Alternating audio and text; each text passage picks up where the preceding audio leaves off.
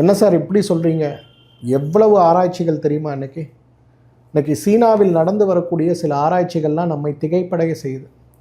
அவங்க என்ன பண்ணுறாங்கன்னா, பாரம்பரியமாக நம்முடைய தமிழ் உணவில் இருக்கக்கூடிய அந்த மூலிகைகள், உணவு வகைகளை எடுத்து எப்படி இது மருந்தாக பயன்படுது, இதில் எந்த மூலக்கூறு வேலை செய்யுதுன்னு பிரித்து அதை மருந்தாக மாற்றி வணிகமயமாக்கல்ல சீனர்கள் பெரிய அளவில் ஈடுபட்டு இருக்கிறத பார்க்குறோம்.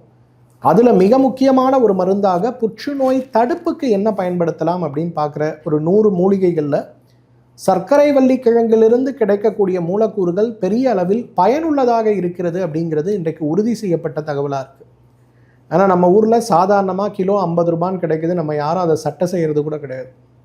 ஆனால் இன்றைக்கி வாரம் ஒரு முறையாவது சர்க்கரை வள்ளி கிழங்கை நம்ம உணவாக எடுத்துக்கிட்டோம்னா புற்றுநோய் வரக்கூடிய வாய்ப்பு குறைவு.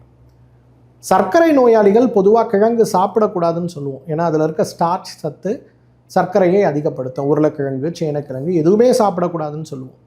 ஆனால் அதில் ஒரு மிகப்பெரிய விதிவிலக்கு சர்க்கரை வள்ளிக்கிழங்கு.